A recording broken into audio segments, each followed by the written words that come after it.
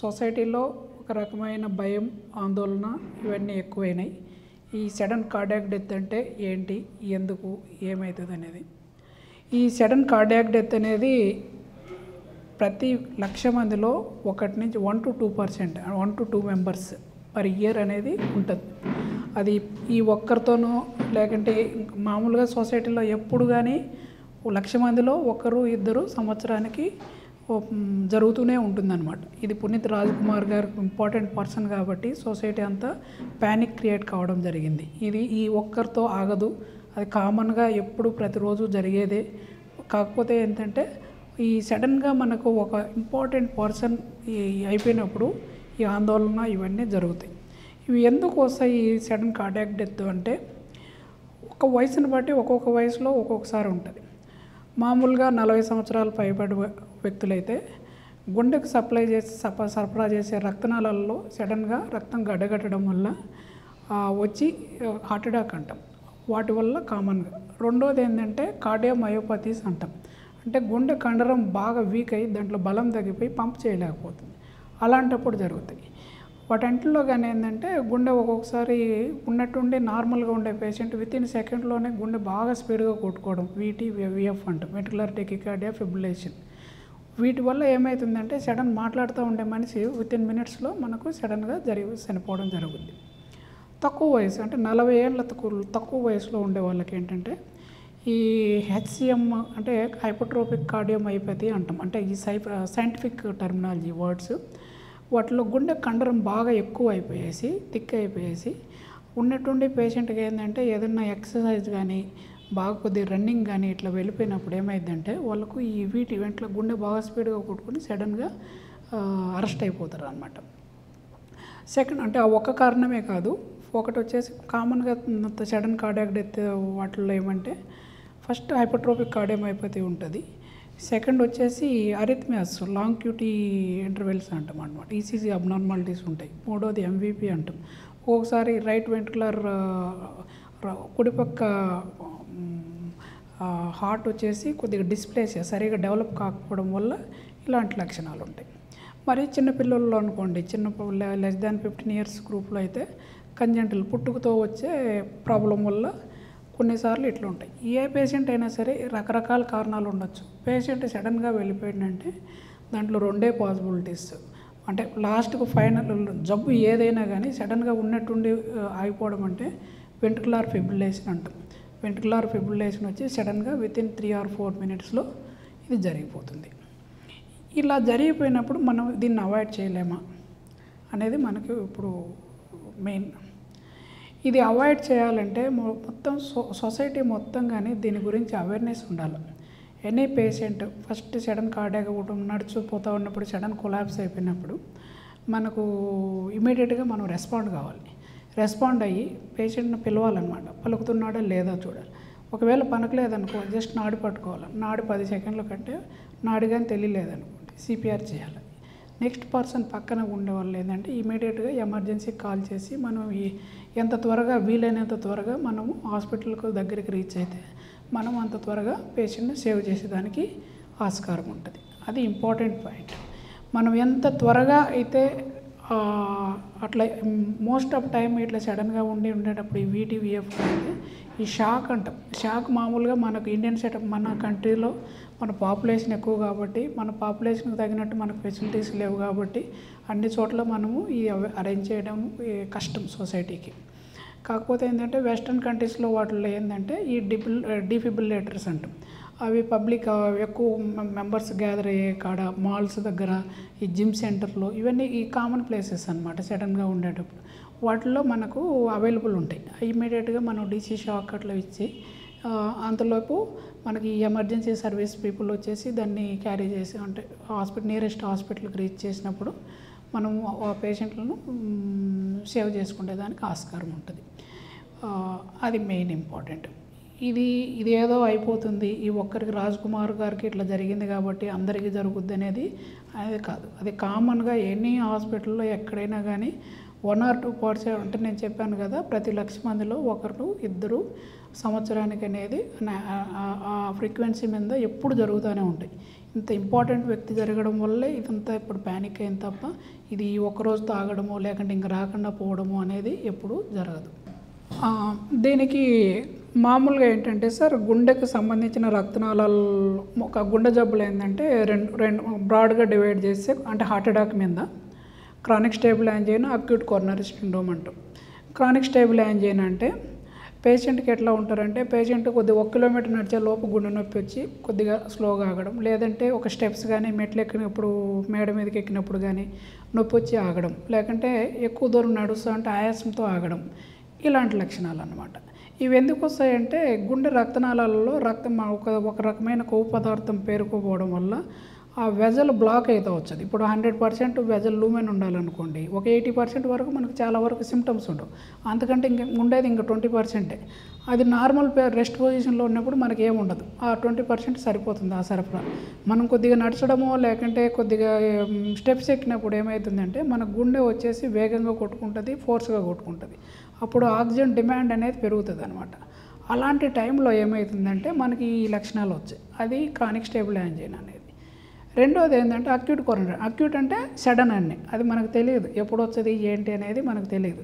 అంటే ఎనీ పేషెంట్కి chest pain అంటే గుండె దగ్గర నొప్పి వచ్చి 5 నిమిషాల కంటే ఎక్కువ ఉండి, దాంతోపాటు చెమట పట్టి, ఆ చెమటతో పాటు ఒక రకమైన కంగారు, ఆందోళన, ఈ గుండె నొప్పి గుండెకాడనే కాకుండా గొంతు కిందికి ఎడం పక్కకు పాకినట్టు కానీ బ్యాక్ సైడ్కి కానీ పాకుతూ ఉంది అంటే మాత్రం don't neglect, immediately call emergency service, లేకపోతే మీ ఫ్రెండ్ కానీ ఎవరో ఒకరిని నేమ్ చేసేసుకొని మనము ఈ నియరెస్ట్ హాస్పిటల్, కార్డియాక్ హాస్పిటల్కు ఎక్కడ ఉంటే అక్కడికి వెళ్ళడం అనేది అంతకంటే మార్గం.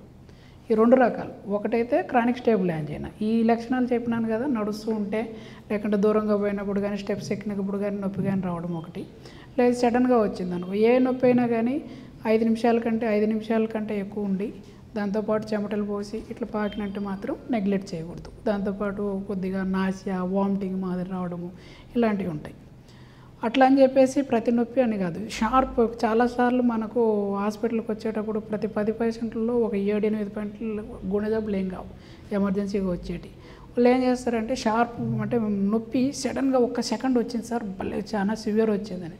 అలాంటి 99% చాలా శాతం అంత సెకండ్ 1 మినిట్లో తగ్గిపోయింది, 1 నిమిషమే వచ్చింది, చాలా షార్ప్గా పెయిన్ ఉండేది, ఇవన్నీ గుండెకు ఉండకపోవచ్చు 99%. కాకపోతే నైట్ టైం వచ్చిన ఏ పేషెంట్ని కానీ మనము అట్లీస్ట్ ఒక ఈసీజీ లేకుండా చూడకుండా మాత్రం మనం పంపించకూడదు. వచ్చిన ప్రతి పేషెంట్కి ఒక ఈసీజీ, బీపీ, పల్సు, శాచురేషన్ ఈ 3 ఒకసారి చూసి స్టేబుల్గా ఉన్న తర్వాత ఒక 1/2 అవర్ అన్న అబ్జర్వ్ చేసి తగ్గిందా లేదా అనేది మనం అబ్జర్వ్ చేసిన తర్వాతే మనం చూసుకోవాలన్నమాట, బేస్డ్ ఆన్ ఫైండింగ్స్ బట్టి. గ్యాస్ట్రిక్ గుండెపోటు ఉబ్బదికం వస్తుందని వింటాం సార్. ఒకసారి గ్యాస్ట్రిక్ పెయిన్ వస్తే అది హార్ట్ అటాక్ దింపే అవకాశం ఉంది, అది తెలుసుకోవడం ఏమన్నా ఆహార నియమాలు ఎలా పాటించాలి సార్? సార్ చెప్తాను. గ్యాస్ ట్రబుల్కు హార్ట్ అటాక్ పూర్తిగా అంటే ఓన్లీ సిమ్టమ్స్ బేస్. ఇప్పుడు మీరు వచ్చారని నా కాడికి ఇప్పుడు నాకు నొప్పి ఉంది, అది గ్యాస్ నొప్పి లేకుంటే హార్ట్ అటాక్ అని చెప్పడం అనేది చాలా కష్టం. పూర్తిగా 100% మనం జస్టిస్ చేయలేం. కాకపోతే ఏంటంటే గ్యాస్ ట్రబుల్ హార్ట్ అటాక్ నేను చెప్పాను కదా, నొప్పి అనేది ఇక్కడ వచ్చి ఒక 5 నిమిషాలకు ఉండి దాంతోపాటు చెమటలు పోసి వామిటింగ్ వచ్చినట్టుండి దాని నుంచి పెయిన్ అనేది ఇక్కడే కాకుండా మొత్తం ఇక్కడ నెక్ దగ్గరికి ఈ ఎడం పక్కకు కానీ కుడి పక్కకు కానీ ఇలా పాకడం ఇలాంటివి ఉంటే అది ఎక్కువ సార్లు హార్ట్ అటాక్ ఉండేదానికి ఆస్కారం ఉంటుంది. గ్యాస్ ట్రబుల్ అనుకో ఇక్కడే పెయిన్ ఉంటుంది, కాన్స్టెంట్గా ఉంటుంది అనమాట, కొద్దిగా లో వాల్యూమ్లో కొద్దిగా పెయిన్ ఉండి ఎక్కువ పాకకుండా అలానే ఉండి చాలాసార్లు వచ్చేసి మనకు ఫుడ్ రిలేటెడ్గాను, లేకుంటే ఫుడ్ లేట్ అయిపోయినప్పుడు, లేకుంటే స్పైసీ ఫుడ్ తిన్నప్పుడు ఎక్కువ కావడము, ఇలాంటి లక్షణాలు గ్యాస్ ట్రబుల్కి ఉంటాయి. అట్లా అని చెప్పేసి ఎప్పుడు 100% ఇది ఇట్లే ఉంటుంది, ఇది ఇట్లే ఉంటుంది అనేది చెప్పలేం. ఒక 5% 10% వేరియేషన్ అనేది ఉంటుంది. ఎప్పుడైనా పేషెంట్కు గుండె నొప్పి వచ్చి దాంతోపాటు చెమటలు పోసి నొప్పి కానీ గొంతు దగ్గరకు కానీ ఎడం పక్కకు కానీ పాకుతుంది, 5 నిమిషాల కంటే ఎక్కువ ఉందంటే డోంట్ నెగ్లెక్ట్. దాంతోపాటు కొన్ని రిస్క్ ఫ్యాక్టర్స్, సపోజ్ పేషెంట్కు 10-15 ఏళ్ళ నుంచి షుగర్ ఉంది, 15 ఏళ్ళ నుంచి బీపీ ఉంది. ఇలాంటి వాళ్ళకి ఇట్లాంటి సిమ్టమ్స్ సడన్గా వచ్చినాయి అనుకోండి, ఈవెన్ అది గ్యాస్ ట్రబుల్ ఉన్నా కానీ కొద్ది మన ఇమీడియట్గా మన జాగ్రత్త తీసుకొని ఒక ఈసీజీ తీసుకుంటే మనకు వచ్చే నష్టం ఏం లేదు. We can prevent. ఎందుకంటే హార్ట్ అటాక్ అనేది each minute is very important. మనం ఒక్క నిమిషం, ప్రతి నిమిషానికి మనం రిస్క్ లేకపోయినట్టే అనమాట. ప్రతి నిమిషానికి మనం చేసేదే ఉంటుంది అట్లా. సార్ ఈ వాకింగ్ వెళ్ళినప్పుడు ఆయాసం కింద వస్తుంది సార్. అంటే నిన్న దీంట్లో టీవీలో ఇంటర్వ్యూ చూస్తాను, ఆయాసం వచ్చినప్పుడు ఖచ్చితంగా గుండె మీద ప్రభావం చూపిస్తుంది అంటారు. ఆయాసం అంటే ఇప్పుడు మనకు బీపీ షుగర్ లేని వాళ్ళకి సార్ ఆయాసం అనేది ఇప్పుడు నేను ఉంటాను మామూలుగా నా ఫేస్ ఒకటి ఉంటుంది. నేను 1 గంటకు 5 కిలోమీటర్లు నడుస్తాను. అలా కాకుండా నేను గంటకు 10 కిలోమీటర్లు నడచాలనుకో, నా లెవెల్ నా ఫిట్నెస్ అంత కాదు. దానికంటే ఎక్కువ చేసినప్పుడు ఆయాసం గ్యారెంటీ వస్తుంది. అర్థమైందా? రన్నింగ్ చేయాలనుకో, నువ్వు ట్రైన్డ్ పర్సన్ కాదు, నువ్వు ప్రాపర్ డైలీ వాక్ చేసి డైలీ రన్ చేసే వాళ్ళకు వాళ్ళ లెవెల్ ఆఫ్ ఫిట్నెస్ ఒక్కొక్కటి మాదిరి ఒక్కొక్కరికి ఉంటుంది. నాకు ఒక లెవెల్ ఉంటుంది, నీకు ఒక లెవెల్ ఉంటుంది. ఇంకొకటి మంచి ఒక 20 ఏళ్ళ పిల్లోడు రోజు వాకింగ్ జిమ్ పోయి మామూలుగా రన్నింగ్ చేసే అతను కెపాసిటీ వేరే ఉంటుంది. అలా కాకుండా నార్మల్ పేస్ అంటే నువ్వు ఇంతకుముందు ఇప్పుడు నేను రోజు నడుస్తున్నాను, నాకేం ఇబ్బంది లేదు. కానీ ఉన్నట్టుండి నాకు సడన్గా ఆయాసం వచ్చింది అనుకో, అప్పుడు ఖచ్చితంగా అది ఇంపార్టెంట్ సిమ్టమ్. రోజు నడిచేటప్పుడు లేకుండా ఈరోజు కొత్తగా వచ్చింది అనుకోండి, అది ఖచ్చితంగా మనము దాన్ని ఇంపార్టెంట్గా తీసుకోవాలి. అట్లా రెగ్యులర్ యూట్యూబ్లో రెగ్యులర్ పెడుతున్నాం సార్, ఏదో టాబ్లెట్ ఉంది, రేటు తక్కువ ఉంటుంది, దగ్గర పెట్టుకోండి మామూలుగా. ఇది యాక్చువల్గా ఏంటంటే ఈ సార్బిట్రేట్ అని చెప్పేసి కామన్గా మనకు ఇంతకుముందు మామూలుగా ట్రీట్మెంట్ ఏంటంటే, ఆ సార్బిట్రేట్ అనే ట్యాబ్లెట్ లక్షణం ఏంటంటే, ఆ గుండె రక్తనాళం ఉంటుంది కదా, ఆ రక్తనాళము సన్నబడితే గుండెలాగా వచ్చదని చెప్పాము కదా, దాన్ని కొద్దిగా డైలేట్ చేస్తుంది అనమాట. సరఫరా కొద్దిగా పెంచుతుంది. ఆ సిమ్టమ్స్ అంటే ఆ నొప్పి అనేది కానీ కొద్దిగా ఆయాసం అనేది కానీ టెంపరీగా మనకు రిలీఫ్ చేస్తుంది. కానీ దానివల్ల మనకు మోర్టాలిటీ బెనిఫిట్ అనేది లేదు. రీసెంట్ స్టడీ ఫిట్లో ఈ అక్యూట్ మైకార్డియల్ ఇన్ఫెక్షన్లో ఈ నైట్రేట్స్కు there is no mortality benefit. అంటే మనం ఇచ్చే ఏ వైద్యమైనా కానీ దానికి మోర్టాలిటీ బెనిఫిట్ ఉంటే ఇవ్వాలి, లేకంటే అవసరం లేదు. ఇప్పుడు రీసెంట్ మామూలుగా 2008 గైడ్లైన్స్ అంటే మనకు సైన్స్ ఇప్పుడు అనేది మనకు ఎవరో ఒకరు ఎవిడెన్స్ ఉంటేనే మనం చెప్పాలి, లేకుండా ఉన్నప్పుడు మనం ఎట్లంటే అట్లా చెప్పేదానికి వీల్లేదు. మామూలుగా ఏంటంటే 2018 గైడ్లైన్స్ వరకు ఇంతకుముందు అయితే ఇస్తూ ఉన్నారు. ఎందుకు దాని కింద రీజన్ కానీ అదే, ఎందుకు నేను చెప్పాను కదా, రక్తనాళం కొద్దిగా డైలటేషన్ అయ్యి ఫ్లో పెరుగుతుంది కాబట్టి నొప్పి తగ్గిస్తుంది అనమాట. ఆ నొప్పి తగ్గేదానికోసం పనికొస్తుంది. కాకపోతే దానివల్ల కొన్ని డిసడ్వాంటేజ్లు అంటే కొన్ని టైప్ ఆఫ్ హార్ట్ అటాక్స్ అనుకోండి, ఆల్రెడీ బీపీ లోలో ఉంటాయి. ఆ లోలో ఉన్నప్పుడు ఈ సార్బిట్రేట్ కానీ ఇచ్చి ఇంకా బీపీ తగ్గిపోద్ది. అట్లాంటప్పుడు మనం చేసే బెనిఫిట్ కంటే ఒక్కోసారి రిస్క్ వచ్చేదానికి ఆస్కారం. అందుకని చెప్పేసి నవ్వేడేస్ దాన్ని అవాయిడ్ చేసినాం. కాకపోతే ఏంటంటే మనము క్రానిక్ స్టేబుల్ పేషెంట్లు అనుకోండి, ఇప్పుడు నడుస్తూ ఉంటే వచ్చినప్పుడు ఆల్రెడీ డాక్టర్ కానీ ప్రిస్క్రైబ్ చేస్తే మనం వాడుకోవచ్చు. అట్లా కాకుండా మనకు వచ్చదో రాదో, ఇప్పుడు 1,00,000 మందిలో ఒకరికో ఇద్దరికో వచ్చే పేషెంట్లుగా 1,00,000 మందిని మనము సార్బిట్రేట్స్ని తీసుకొని మీ జోబులో పెట్టుకోమని చెప్పలేం. అది ఎట్లా. ఓకే సార్, ప్రధానంగా 35 to 45 years ఓకే మధ్య కంపల్సరీ కార్డియాక్ అరెస్ట్ ఉంటుంది. అది పడుకున్నప్పుడు కానీ, వాష్రూమ్కి వెళ్ళినప్పుడు కానీ, లేదంటే ఏదైనా డ్యూటీలో ఉన్నప్పుడు కానీ అంటారు. అది ఎంతవరకు నిజం అంటారు? మీకు ఇప్పుడే చెప్పాను కదా సార్, ఇప్పుడు మామూలుగా మనకు 1,00,000లో 1 నుంచి 2% అనేది ఏ ఏజ్ గ్రూప్కైనా రావచ్చు. అది 35 ఏళ్ళకే రావాలనేది ఏం లేదు. 35 ఏళ్ళకు లేకుంటే 15 ఏళ్ళకు 60 ఏళ్ళకు అనేది ఏం లేదు. 1,00,000లో ఒకరికి ఇద్దరికి ఎప్పుడైనా జరగచ్చు. అది ఎవరికి జరుగుద్ది ఏంటి అనేది మనకు తెలీదు.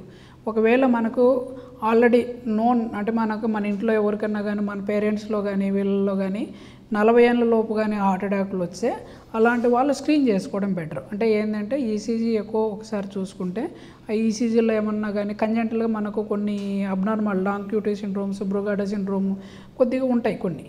అవి ఎక్స్పర్ట్కు తెలుస్తాయి కానీ మిగతా వాళ్ళు తెలియదు. అట్లాంటి ఏదన్నా ఒకటి స్క్రీన్ చేసుకోవడం. ఎక్కువ ఒకటి ఈ హెచ్సిఎం అని చెప్పాను కదా, హైపోట్రోపిక్ కార్డియోమయోపతి అనేది, ఇవి ఈ 2 కామన్గా మనము ఆ ఎక్కువ వీటిలో నుంచి మనం చాలా వరకు రూల్ అవుట్ చేయొచ్చు. లేకుంటే వాల్నార్ డిసీజ్ ఉన్న, ఎంవిపి ఉన్న, రైట్ వెంట్రికులర్ డిస్ప్లేసియా ఉన్న, ఇట్లాంటివి కొన్ని ఉంటాయి. వాటిలో నుంచి మనకు రూల్ అవుట్ చేసేదానికి అండర్లైన్ ఆల్రెడీ ఉన్నది అనుకోండి, మనం వాళ్ళను మీరు ఎక్కువ ఎక్సెస్ స్పోర్ట్స్కి కానీ వీటికి కానీ పోకుండా జాగ్రత్త పడవచ్చు అనమాట. ఇప్పుడు యాక్చువల్గా రీసెంట్గా అంటే మీకు ఐడియా ఉంటుందో లేదో, ఒక ఇద్దరు ముగ్గురు ఇంగ్లాండ్ క్రికెటర్స్ను వాలంటరీగా మీరు క్రికెట్ వాళ్ళు యంగ్ ఏజ్ 20 ఇయర్స్లో వాళ్ళని వద్దని చెప్పినాడు.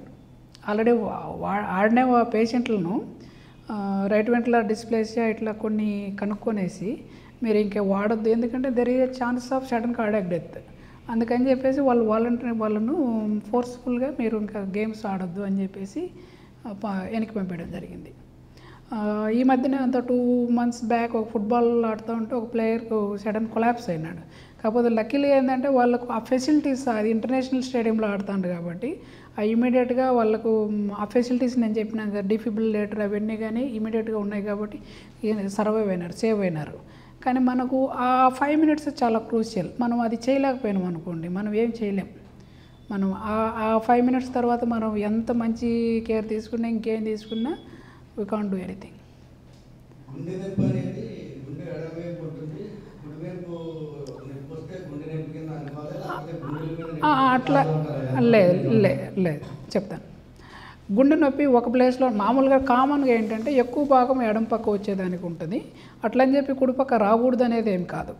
ఇక్కడి నుంచి మనకు 90% ఇప్పుడు గుండె ఎడం పక్క గుండె ఉంటుంది కాబట్టి ఇక్కడతో పాటు పాకుతుంది అనమాట. అంటే రైట్ సైడ్కి పాకొచ్చు, నెక్ దగ్గరికి పాకొచ్చు, ఈ ఎడం పక్కకు పాకొచ్చు.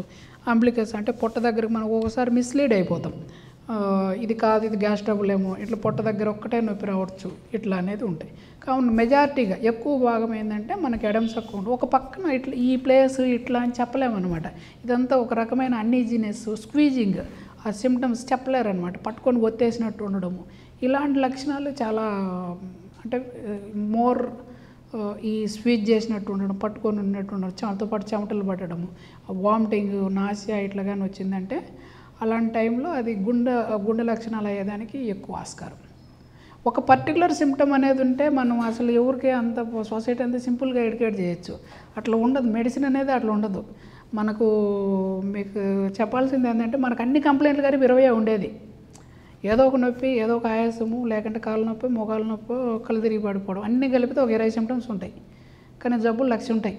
దాన్ని డిఫరెన్షియేట్ చేసుకోవడం చాలా అంటే మనం మోర్ లెర్న్, నీకు అవన్నీ చదివే కొద్దీ నేర్చుకునే కొద్దీ మనకు కొత్త తెలిస్తే మనం ప్రాపర్గా ట్రీట్మెంట్ కానీ మిగతాదంతా తెలుస్తూ ఉంటుంది. డాక్టర్ నమస్కారం సార్. చెప్పండి సార్.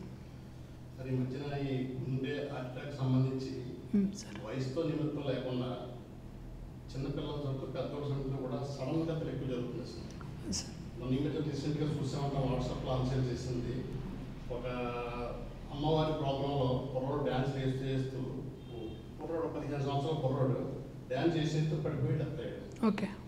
అట్లా ఈ మధ్య రీసెంట్గా మన గొల్లపాలెం దగ్గర ఎస్ఐ వెస్ట్ గోదావరిలో జాబ్ చేస్తూ స్టేట్స్లో ఆడుతూ టక్ని పడిపోవటం పోవటం.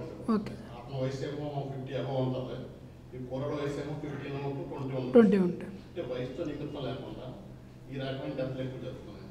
దీనికి మనం మారుతున్న ఫుడ్ హ్యాబిట్స్ వల్ల అంటారా, కొలెస్ట్రాల్ ఎక్కువ పెరగడం అంటారా, దీనికి ప్రికాషన్స్ ఏంటి?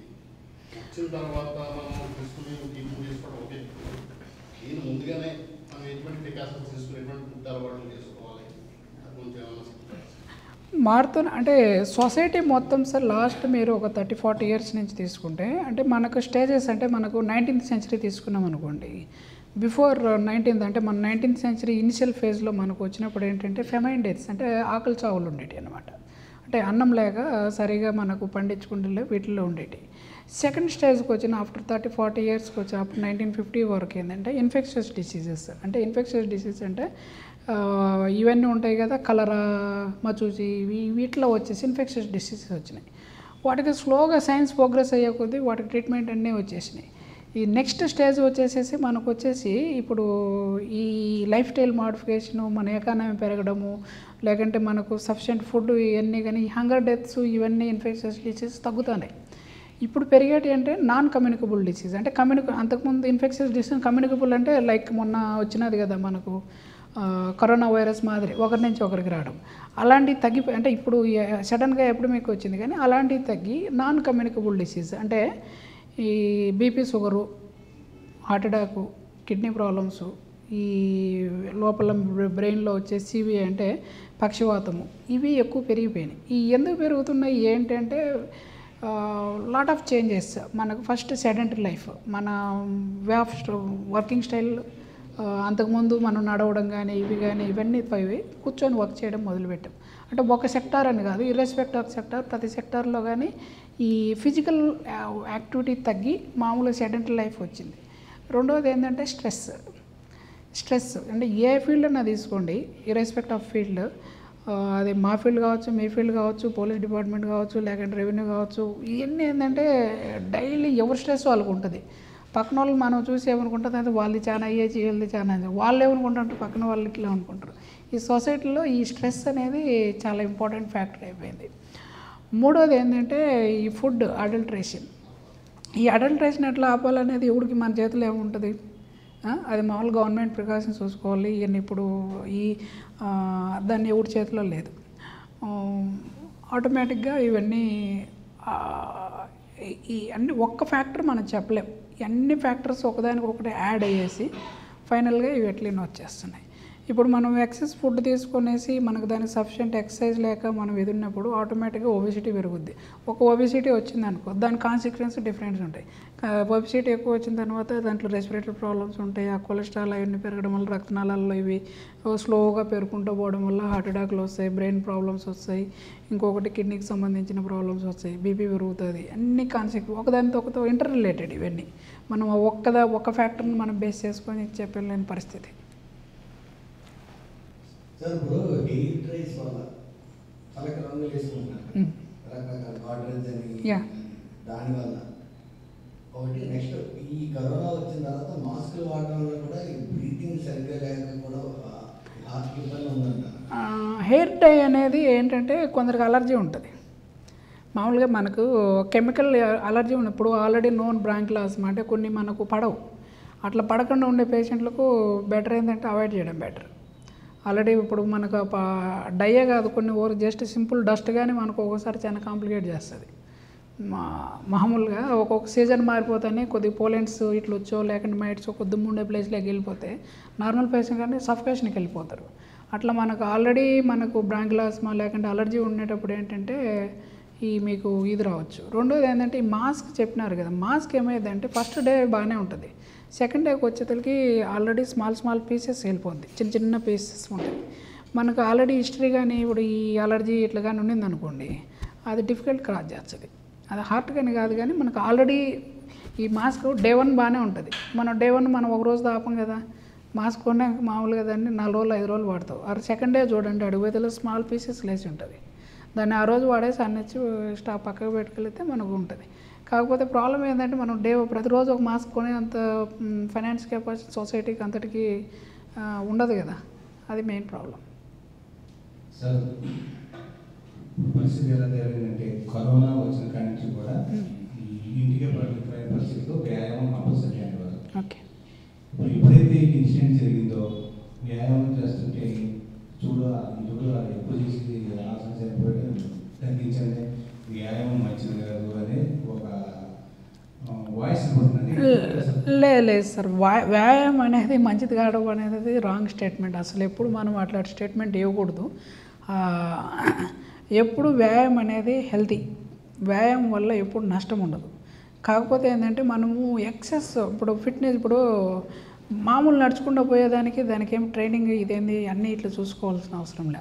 మనం అంటే హై ఫిజికల్ ఫిట్నెస్ కావాలనుకునేటప్పుడు before going to high physical fitness ఈ 6 బాడీ ఇదేంది 6 ప్యాక్స్ అంటారు, ఇంకొకటి ఇట్లా అనుకునే అంత ఎక్సెస్ చేసేటప్పుడు ఏంటంటే మనం ఖచ్చితంగా ఒకసారి ఈసీజీ ఎకో, ఒకసారి ట్రెడ్మిల్ టెస్ట్ ఒకటి చేసుకుంటే బెటర్. ఇప్పుడు ఏది హై లెవెల్ ఫిట్నెస్ ఇప్పుడు 6 ప్యాక్స్ అనుకుంటారు, ఇంకొకటి అనుకుంటారు, లేకుంటే స్పోర్ట్స్ అథారిటీస్ ఏదైనా నేషనల్ గేమ్స్ వాళ్ళకి పోయేటప్పుడు వాళ్ళకి ఖచ్చితంగా వాళ్ళకు ఆ ఫిట్నెస్ లెవెల్ ఇంపార్టెంట్ అనమాట. అలాంటి వాళ్ళకు ఒకసారి ఈసీజీ కానీ ఎకో కానీ టీఎంటీ ఇవి ఇంపార్టెంట్ అనమాట.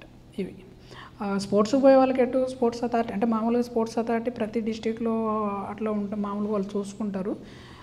ఇప్పుడు still debate ongoing, it is useful to all public అంటే మామూలుగా పోయే ప్రతి ఒక్కరికి ఈసీజీ చేయాలన్నా లేదా స్పోర్ట్స్కి పోయేవాళ్ళు అనేది. ఎందుకంటే అందరికి చేసిన మనకు ఏదో ఒక అబ్నార్మాలిటీ కూడా వాళ్ళలో సగం మంది రిజెక్ట్ అవుతారు. వాళ్ళకి అన్నెసరీ కొత్తగా టెన్షన్ మనము ఆ చిన్న అబ్నార్మాలిటీతో వాళ్ళకి ఏం జబ్బు లేనిది అన్నెసరీ ఇన్వెస్టిగేషన్స్ పెరిగిపోతాయి. వాళ్ళకి ఆ టెన్షన్ క్రియేట్ చేస్తాం.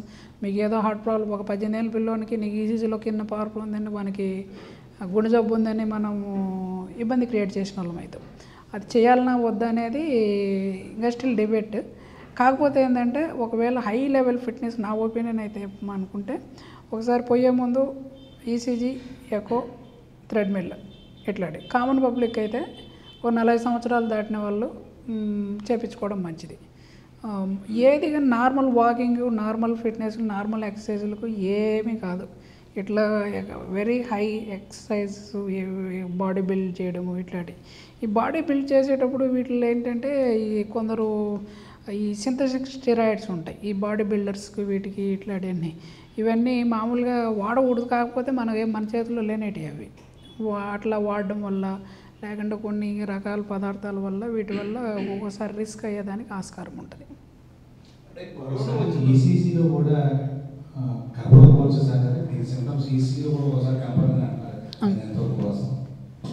ఈసీజీలో ఇప్పుడు క్రానిక్ స్టేబుల్ ఇప్పుడు చాలా వరకు ఏంటంటే సార్ ప్రతిదీ మనం ఇవి చేసిన ఈ మూటిల్లో నేను చెప్పినాను కదా, ఈసీజీ, ఎక్స్రే, టీఎంటీ అన్ని థ్రెడ్మిల్ చేసినా కానీ జబ్బు కనపడకపోయేదానికి ఛాన్స్. ఇప్పుడు టీఎంటీ చేస్తాం, మనం గుండె జబ్బు కనుక్కుంటే ఉందా లేదా అనుకున్న 70% అది సెన్సిటివ్, అదేమో 100% సెన్సిటివ్ కాదు. ఒక 30% మిస్ అయిపోయేదానికి ఆస్కారం ఉంటుంది. ఎకో చేసినాం అనుకోండి, ఎకో అంటే ఒక్కొక్క టెస్ట్ ఒక్కొక్క లెవెల్ ఆఫ్ నీకు ఇన్ఫర్మేషన్ ఇస్తుంది అనమాట. ఇప్పుడు ఎకో చేసినామంటే అది ఒక స్కాన్ మాదిరి అనుకోండి. మా హార్ట్లో ఎంత సైజు ఉంది, ఎన్ని ఛాంబర్స్ ఉన్నాయి, ఆ గుండె 4 గదులు కరెక్ట్గా ఉన్నాయా, వాల్స్ కరెక్ట్గా ఉన్నాయా, కంట్రాక్షన్ బాగుందా, కొట్టుకోవడం దాంట్లో ఏమన్నా వీక్ ఉందా, ఇట్లా ఇవి ఇన్ఫర్మేషన్ మనకు దీంట్లో వచ్చేస్తుంది. ఏది ఎకోలో. ఈసీజీలో ఏంటంటే ఆ గుండె కొట్టుకోవడం అంటే కరెక్ట్గా కొట్టుకుంటుందా, నిమిషానికి 70 సార్లే కొట్టుకుంటుందా, ఏమన్నా అబ్నార్మాలిటీ స్లోగా కొట్టుకుంటుందా, లేకుంటే ఫాస్ట్గా కొట్టుకుంటుందా, ఏమన్నా హార్ట్ అటాక్ లక్షణాలు ఏమన్నా ఉంటే ఆ ఈసీజీలో బయటపడతాయా, ఇలాంటి లక్షణాలు మనకు ఇది ఉంటుంది. టీఎంటీ అనేది అంటే స్ట్రెస్ ఏంటంటే నార్మల్ బేస్ లైన్లో మనకి ఏం కనపరానప్పుడు కొద్దిగా స్పీడ్ పారిది. అది టీఎంటీ అంటే ఏంటంటే గ్రేడెడ్, మనం మెజర్డ్ ఎక్సర్సైజ్ అనమాట. అది చేసినప్పుడు గుండె స్పీడ్ పెరిగినప్పుడు దానికి రక్త సరఫరా కావాల్సినప్పుడు ఆ టైంలో ఏమన్నా మార్పులు ఏమన్నా వస్తున్నాయా, ఇలాంటివి మనము టీఎంటీలో బయటకు పడుకోవచ్చు. అట్లని చెప్పి 100% మనకు టీఎంటీలో డిటెక్ట్ చేస్తామంటే చేయలేం. ఒక 70% వరకు అది సెన్సిటివ్ ఉంటుంది. అట్లా సరే, ఈ కోవిడ్ పేషెంట్లకి హాస్పిటల్లో సాధారణంగా స్టెరాయిడ్స్ పెడుతున్నారు సార్, అదేమన్నా ఎఫెక్ట్? కోవిడ్ కంటే డిపెండింగ్ స్టెరాయిడ్స్ అందరికీ ఏం పెట్టరు. మామూలుగా మనకు శాచురేషన్ లెవెల్స్ అంటే బాగా లంగ్ ఇన్వాల్వ్మెంట్ బాగా ఎక్కువ అయిపోయేసి శ్వాస పీల్చుకోవడానికి తగ్గిపోయిన తర్వాత ఈ శాచురేషన్ ఫాల్ అవుతూ ఉంటుంది. శాచురేషన్ ఫాల్ అయిపోయినప్పుడు ఏంటంటే అప్పుడు స్టెరాయిడ్ మనం పెట్టాలి. స్టెరాయిడ్ అనేది లైఫ్ సేవింగ్ ఆడ ప్రతి ఒక్క పేషెంట్కు. స్టెరాయిడ్ అనేదానికి ఖచ్చితంగా డెఫినెట్గా కొన్ని సైడ్ ఎఫెక్ట్లు ఉంటాయి. ఇప్పుడు డయాబెటీస్ వస్తుంది. ఏది హార్ట్ మీద అయితే ఏమంత ఏం లేదు, మామూలుగా ఉంటుంది. కాకపోతే ఏంటంటే అక్యూట్ ఎంఐ అంటే హార్ట్ అటాక్ వచ్చిన తర్వాత మనం ఇమీడియట్గా స్టెరాయిడ్లు స్టార్ట్ చేయకూడదు. అట్లా ఈ కోవిడ్ పేషెంట్లు ఏంటంటే ఒక్కొక్కసారి మనకి ఈవెన్ కోవిడ్ ఇట్ సెల్ఫ్ అంటే థ్రాంబోజెనిక్ స్టేట్ అంటే గడ్డగట్టే స్వభావం ఎక్కువైపోతుంది. రావడం వల్ల ఏమైందంటే కోవిడ్లో రకరకాలు చూసాం. మామూలు హార్ట్ అటాకే కాదు, రకరకాల లక్షణాలు. యాక్చువల్గా మాకు నేను ఫస్ట్ జాయిన్ అయిన ఫస్ట్ కోవిడ్లో నేను జాయిన్ అయిన కాకినాడలో జాయిన్ అయిన ఫస్ట్ టైంలో ఒక పేషెంట్ మా హాస్పిటల్లో పనిచేసే ఎంప్లాయీ వాళ్ళ ఫాదర్ అనమాట. మామూలు కోవిడ్లోనే ఇంటి దగ్గరే ట్రీట్ చేసుకున్నారు.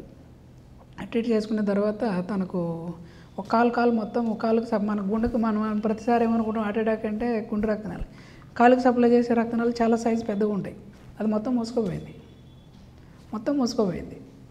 అప్పుడు ఏంటి ఇంకా కాల్ తీసేయాలి. దానికి ఇమీడియట్గా మేము వేరేది ఒకటి యాంజియోగ్రామ్ చేసి అక్కడే కెథటర్ పెట్టి ఒక రకమైన ఇంజెక్షన్ ఇచ్చిన తర్వాత అది మరుసటి రోజుకు క్లియర్ అయిపోయింది అనమాట. మనం అటు సేవ్ చేసుకోగలిగాం. అట్లా ఒక గుండెకనే కాకుండా రకరకాల ప్లేసుల్లో వచ్చినాయి. హార్ట్ అటాక్లు ఎక్కువ అయిపోయినాయి, బ్రెయిన్ స్ట్రోక్స్ ఎక్కువైనాయి. కంపారిటివ్గా ముందు కంటే పోలిస్తే మాత్రం డెఫినెట్గా సర్టన్ పర్సంటేజ్ అయితే ఇంక్రీజ్ అయినాయి. కొద్ది యంగ్ ఏజ్ గ్రూప్లో కానీ పెరగడం అయితే జరిగింది. సార్ జనరల్గా ఈరోజు ఈ అవగాహన సదస్సు పెట్టడానికి కూడా కారణం మీరు ఇంతకుముందు చెప్పారంటే ఎవరో వృత్తిలో ఉండవలసిన ఒత్తిడి వాడికి ఉంటుంది డెఫినెట్గా. అయితే మనకి మేము కూడా మాకు భిన్నమైందంటే ఎప్పుడు ఏ ప్రోగ్రాం జరుగుతుందో తెలియదు. అంటే ప్రస్తుతం ఈ కాంపిటీషన్ దాంట్లో ఫస్ట్ అంటే ఎవరు ముందు బ్రేకింగ్ ఇస్తే వాడికి అడ్వాంటేజ్ ఉంటుంది. మీకు ఈ ఎలక్ట్రానిక్ మీడియా మీకు తెలియదు కాదు అది. దాంతో ఒక విధమైన స్ట్రెస్ గురవుతున్నాం. అంటే మిస్ అయిపోతారేమో, ఒకవేళ మన హెల్త్లోకి ఏమైనా అయిపోతున్నాం. ఇప్పుడు ప్రింట్ మీడియా ఉందంటే జరిగిన సన్నివేశాన్ని తర్వాత వాళ్ళు రాసుకోవచ్చు. ఎలక్ట్రానిక్ మీడియాకి అలా కాదు, కంపల్సరీ సీన్ అవేర్స్ అనేది మనం కంపల్సరీ సీన్లో ఉండాలి, దాన్ని షూట్ చేయాలి. దీంతో ఇవన్నీ ఆలోచించి రకరకాల ఒత్తిడికి గురవుతాం. టైంకి తిండి ఉండదు, భోజనం ఉండదు, నిద్రాహారం ఉండదు. అర్ధరాత్రి ఈవెంట్ జరిగిందంటే ఇన్సిడెంట్ జరిగిందంటే అర్ధరాత్రి పరిగెట్టాల్సిందే. కాబట్టి అంటే ఒక జర్నలిస్ట్ పాయింట్ ఆఫ్ వ్యూలో మాకు తీసుకోవాల్సిన జాగ్రత్తలు ఏంటి అనేది కొంచెం మీరు చెప్తే మాకు ఉపయోగకరంగా ఉంటుంది సార్. అంటే ఈ పాయింట్ పక్కన మనకు నేను చెప్పడం అంటే సార్ మరి రికార్డ్ చేయాలి, మామూలు చెప్తున్నాను. బ్రేకింగ్ న్యూస్ కంటే స్లో న్యూస్ బెటర్ అనేది నా ఒపీనియన్. ఎందుకంటే మనం అట్లీస్ట్ స్లో న్యూస్ అనుకోండి, ఏది రియాలిటీ ఏది కరెక్ట్ అనేది జస్ట్ ఒక 5 minutes తర్వాత, ఇప్పుడు జస్ట్ 1 నిమిషం ముందు వచ్చినంత మాత్రాన ప్రపంచానికి మొత్తానికి అది వాళ్ళేం కామన్ పీపుల్ వాడేం సేవ్ చేయలేడు దాని న్యూస్లో. వాడు తెలుసుకొని 1 నిమిషం ఇప్పుడు పునీత్ రాజ్కుమార్ చనిపోయిండు అంటాడు, అది ఎవరికి తెలియాలి? ఆడుండే డాక్టర్కి ఇంపార్టెంట్. వానికి ఆ మెసేజ్ క్యారీ అయిందనుకో, పునీత్ రాజ్కుమార్కు హార్ట్ అటాక్ వచ్చింది అనేది ఆడుండే హాస్పిటల్కో డాక్టర్కో క్యారీ అయితే that is better than public. At the same time ఒకవేళ చనిపోయిన తర్వాత లా అండ్ ఆర్డర్ ప్రాబ్లం వచ్చేది ఉన్నదనుకో, పోలీసులకు తెలియడం అనేది ఇంపార్టెంట్. అదేం కామన్ పబ్లిక్ ఒక 10 నిమిషాల తర్వాత చేరవేస్తే మనకు వచ్చే నష్టం ఏం లేదు. మనము ఈ స్ట్రెస్ అనేది అవర్ సెల్ఫ్ క్రియేట్. మనం ఈ మనకు ఏదైతే మనం అంటున్నాం కదా, స్ట్రెస్ మనం క్రియేట్ చేసుకుంటాను ఫస్ట్. డెఫినెట్గా ఏంటంటే ఎవరో క్రియేట్ చేయరు, మనమే చేసుకుంటున్నాం. అదే చెప్తున్నా. ఎప్పుడైనా కానీ మనం ఏంటంటే ఈ యాజమాన్యం కావచ్చు, ఇప్పుడు నేను పనిచేసే కాడ ఒక్కొక్క రకమైన ఒత్తిడి ఉంటుంది, మీకు ఇంకొక రకమైన ఒత్తిడి ఉంటుంది. కామన్ ఏంటంటే అందరం కలిసి ఏంటంటే ఈ స్ట్రెస్ లైఫ్ లేక లీడ్ అయిపోతున్నాం. అది మెయిన్. మీ ప్రాబ్లమ్స్ మీ సైడ్ నుంచి చూసినప్పుడు ఒక విధంగా ఉంటాయి, వేరే వాళ్ళ సైడ్ నుంచి ఇంకొక ప్రాబ్లం ఉంటాయి. ఇప్పుడు పోలీస్ డిపార్ట్మెంట్కి పోతే వాళ్ళది ఇంకొక ప్రాబ్లం ఉంటుంది. ఇప్పుడు ప్రాబ్లం సొసైటీలో ఈ సెక్టార్ మనకు స్ట్రెస్ లేదనేది ఒకటి చెప్పింది ఫస్ట్. ఎవరి దగ్గర ఇర్రెస్పెక్ట్ ఆఫ్ పర్సన్ మనం ఇవన్నీ ఏంటంటే వీటన్నిటికీ మనం ఎవరి ఇండివిజువల్ లైఫ్ వాళ్ళు మనం సెట్ చేసుకోవడం ఇంపార్టెంట్ ఫస్ట్. రెండోది ఏంటంటే ఎవరికైనా మామూలుగా మేము చెప్పేది ఏంటంటే any person at least 7 hours sleep, peaceful sleep. మధ్యలో మనం 12కే నిద్రపో, 12 నుంచి పొద్దున్న 7 దాకా నిద్రపోతే నష్టమేం లేదు. అర్థమైంది? అట్లా కాకుండా గ్యాపులు పనుకున్న ఒక 2 గంటలకు మళ్ళీ ఫోన్లు లేచినాం అనుకోండి, అది డిస్టర్బ్ స్లీప్. అది ఎప్పుడు కానీ మనకు అంత హెల్తీ ఉండదు. రెండవది ఏంటంటే మీ ప్రాబ్లం ఏంటంటే ఎలక్ట్రానిక్ మీడియాలో మీరు సార్ చెప్పినట్టు మనం ఈ కాంపిటీషన్లో మనం క్రియేట్ చేసేసుకుంటున్నాం. ఆ క్రియేట్ చేసుకునేదానికి అది మనం తగ్గించుకోగలిగితేనే బెటర్. ఇది ఎవరు ఈ పబ్లిక్ ఏమన్నా 1 నిమిషం లేట్ అయితే ఏం నష్టం? ఫస్ట్ వాళ్ళు తెలుసుకొని ఏం చేస్తాడు చెప్పి, what way it is benefit to the public. ఇటు అది తెలియాల్సిన వాళ్ళకి చేరగలిగితే మనకు చాలు. ఇప్పుడు మనం ఎవరైతే దాన్ని న్యూస్ను సేవ్ చేయగలుగుతారో ఆ న్యూస్ వల్ల బెనిఫిట్ కానీ సొసైటీకి బెనిఫిట్ కానీ లేకుంటే ఇంకొకటి బెనిఫిట్కి 5 నిమిషాలకు మనం చూసుకోవడం. ఈవెన్ బేసిక్గా మేనేజ్మెంట్స్ కానీ ఆలోచించాలి యాక్చువల్గా. ఇది మనం ఒక్కరి కోసం కాదు కదా. ఇప్పుడు మనం ఒక ఆర్గనైజేషన్ క్రియేట్ చేస్తానంటే మన ఆర్గనైజేషన్ ఎంప్లాయీస్ హెల్త్ అనేది చాలా చాలా ఇంపార్టెంట్. వాళ్ళందరికీ కానీ ప్రతి ఒక్కరికి ఇప్పుడు ఒక ఇయర్లీ హెల్త్ స్క్రీనింగ్స్ అంటే మనకు డయాబెటీస్, హైపర్ టెన్షన్ ఇట్లా ఏమన్నా ఉన్నాయా, వాళ్ళకు ఉన్నప్పుడు ఏమేమి ప్రికాషన్స్ తీసుకోవాలి వాళ్ళకి అనేది అట్లీస్ట్ ఒక ఇయర్లో ఒకసారి మనకు అంటే బేసిక్ టెస్ట్ ఏంటంటే ఈసీజీ, ఎక్కువ ఒక క్రియాటిన్, ఆర్బిఎస్ అంటే షుగరు, కిడ్నీకి సంబంధించి ఈసీజీ, ఇవి మనము అట్లీస్ట్ ఒకసారి చూసుకుంటే త్రూ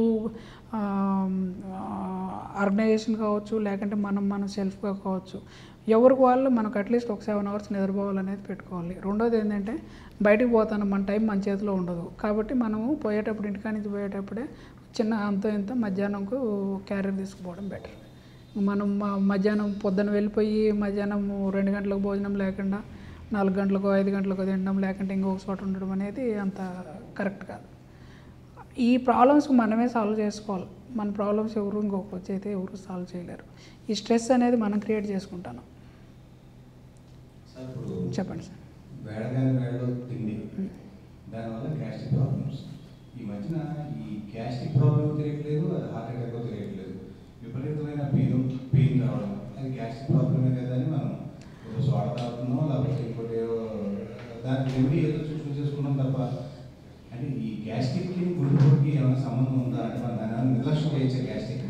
అట్లా చేయకూడదు సార్. ఎప్పుడైనా కానీ మనకు నొప్పి అంటే గ్యాస్ట్రిక్ ఇప్పుడు మీరు చెప్పినారు కదా, మీరు బయటికి వెళ్ళిపోతారు, ఆ 3కు తింటారో 4కు తింటారో తెలియదు, లేకుంటే ఇంకొకటి ఒక ఇంపార్టెంట్ విఐపి పర్సన్ ఒక ప్రోగ్రాంలో ఉంటారు. ఆ ప్రోగ్రాంలో ఉన్నప్పుడు ఏంటంటే మీ టైం తెలియదు మీకు. నేను కానీ యాక్చువల్గా ఏంటంటే నేను నా రెసిడెంట్గా ఉన్నప్పుడు, నేను చదివేటప్పుడు, నేను తిరుపతిలో ఉండేటప్పుడు ఫ్రీక్వెంట్గా విఐపీస్ వస్తారనమాట. ఆ కాన్వాయ్కి ఎప్పుడు మధ్యాహ్నం విఐపీ వచ్చాడు, పొద్దున్న నుంచి తీసుకుపోయి ఆడబెట్టింటారు. ఆడ మీడియా వాళ్ళు ఉంటారు, ఇంకొకరు ఉంటారు, భోజనం ఉండదు, ఇదే ఉండదు. అట్లా నాకు ఒక రోజు జరుగుద్ది, ఎప్పుడో నెలకు ఒక రోజు. కానీ మీ లైఫ్ ఎట్లా ఉంటుందంటే రోజు ఇదే ఈ విఐపీ వచ్చి లేకుంటే ఇంకొక చోట ఉంటారు. కాకపోతే అదనేది కరెక్ట్ కాదు. మనం దాన్ని చూసుకోవాలి. ఎప్పుడు కానీ పెయిన్ కానీ నొప్పి వచ్చింది అనుకోండి, దాన్ని డోంట్ నెగ్లెక్ట్ ఫస్ట్. దాన్ని గ్యాస్ట్రిక్ అనుకునే దానికి లేదు. ఒకవేళ అన్లెస్ మనకు చూసుకొని అంటే ఆ పెయిన్ ఇక్కడే వచ్చి వేగంగా ఉంటే ఓకే. అలా కాకుండా నొప్పి ఎక్కువైతే ఉన్నా కానీ ఆయాసం వచ్చా ఉన్నా దాంతోపాటు చెమటలు పడతానంటే మాత్రం నెగ్లెక్ట్ మాత్రం చేయొద్దు.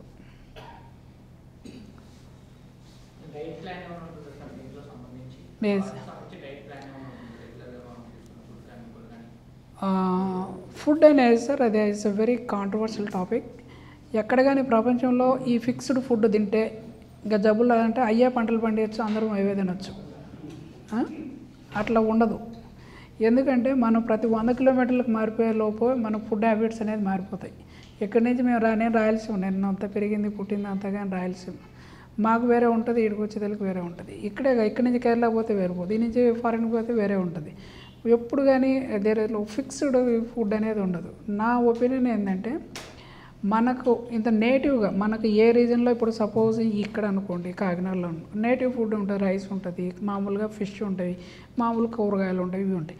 వీటిని ఫ్రెష్గా తీసుకోగలిగితే ఇట్ ఈజ్ ఇనఫ్.